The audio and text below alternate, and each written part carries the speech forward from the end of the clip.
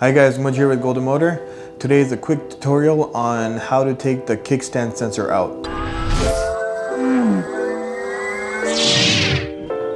So the first step is to remove the bash guard right here. The way you're going to do that is to remove these bolts and the two on the other side. So 4 bolts, they're 5mm Allen wrenches. So I'm removing it because I just find it a bit annoying to have that there. But officially, for safety, you need to have that sensor hooked up.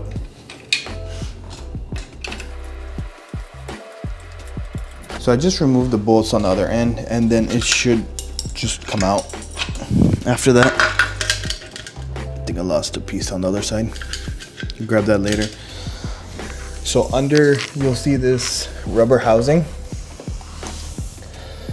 Just need to get in there, and it's gonna be fairly obvious just if you track the wire from the kickstand. It's coming down all the way here, and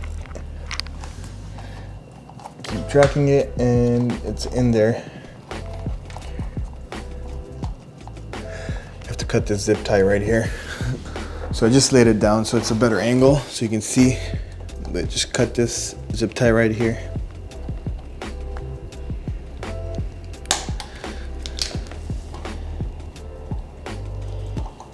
And then this wire coming down.